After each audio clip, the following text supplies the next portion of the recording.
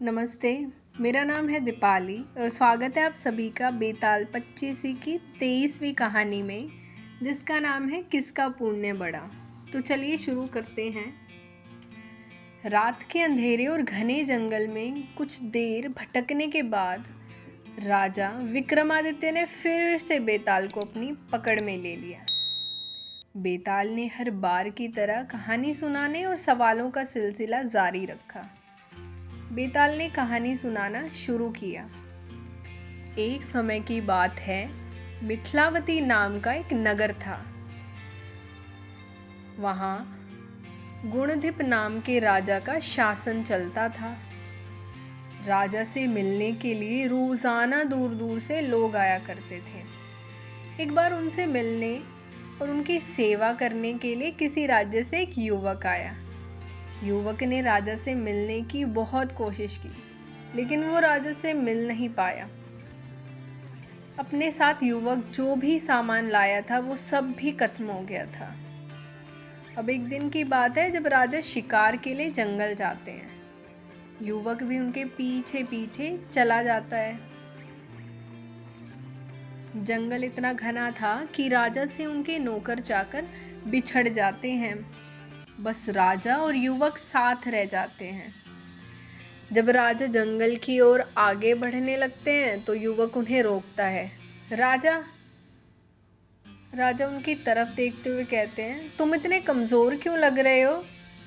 युवक जवाब देता है, राजन, यह मेरा कर्म दोष है। मैं कई राजाओं के पास रहा हूँ जो हज़ारों लोगों को पालता है, लेकिन उनकी नज़र कभी मुझ पर नहीं पड़ी। अपनी बात आगे बढ़ाते हुए युवक कहता है, राजन, 6 बातें इंसान को कमज़ोर बनाती हैं। गलत व्यक्ति से प्रेम, बिना कारण हंसना, स्त्री से बहस करना, बुरे स्वामी के लिए काम करना, गधे पर सवारी और संस्कृत के बिना भाषा। इसके अलावा 5 चीज़ें आयु, कर्म, धन, विद्या और यश व्यक्ति के जन्म के साथ ही विधाता उनके नसीब में लिख देता है। जब तक कोई पुण्य करता है तब तक उसके पास सेवन करने के लिए बहुत से दास होते हैं। जब पुण्य कम हो जाता है तो भाई ही भाई का दुश्मन बन जाता है। लेकिन राजन, स्वामी की सेवा का फल किसी न किसी दिन ज़रूर मिलता है। युवक की इन बातों पर राजा का बहुत असर हुआ। थोड़ी देर बाद दोनों नगर को लौट आए। राजा उस युवक को नौकरी पर रख लेते हैं। कुछ दिन बाद युवक किसी काम से बाहर जाता है। उसे रास्ते में एक मंदिर दिखाई देता है। अब वह अंदर जाता है और वहाँ स्थित देवी की पूजा करता है। फिर वह बाहर आता है तो उसे वहाँ एक सुंदर सी स्त्री दिखाई देती है। युवक उस स्त्री पर मोहित हो जाता है। वह स्त्री युवक से कहती है, तुम पहले इस कुंड के पानी से स्नान करो, फिर तुम जो कहोगे वो मैं करूँगी। स्त्री की बातें सुनकर युवक कुंड में उतरकर गोता लगाता है। गोता लगाते ही वह अपने नगर पहुँच जाता है। फिर वह राजा से मिलकर सारी बात बताता है। युवक की बात सुनकर राजा बोलते हैं, मुझे भी वहाँ ले चलो, मैं भी ये चमत्कार देखना चाहता हूँ। फिर दोनों घोड़े पर बैठकर मंदिर की ओर चल देते हैं। मंदिर पहुंचकर वो दर्शन करते हैं और जब बाहर निकलते हैं तो उन्हें वहाँ एक स्त्री मिलती है जो राजा पर मोहित हो जाती है। अब स्त्री राजा से कहती है, आप जो कहेंगे मैं वही करूँगी। यह सुनकर राजा कहते हैं, तुम इस सेवक से शादी कर लो। राजा की बात सुनकर स्त्री कहती है, मुझे तो आप पसंद हो।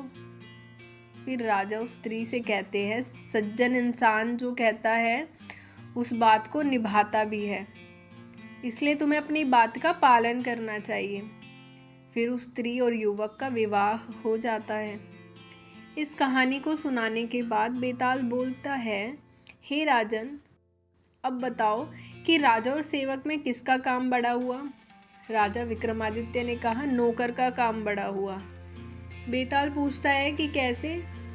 राजा विक्रमादित्य कहते हैं, उपकार करना एक राजा का धर्म होता है, लेकिन जिसका धर्म नहीं था उसने उपकार किया है, तो युवक का काम बड़ा हुआ ना। राजा का जवाब सुनने के बाद बेताल उड़कर फिर से जंगल के किसी पेड़ पर जाकर लटक जाता है। तो इस कहानी से हमें यह सीखने को मिलता है, अपने वादे से इंसान को कभी नहीं मुकरना चाहिए। सच्चे मनुष्य की पहचान तो यही होती है कि वो किए गए वादे को पूरा करे।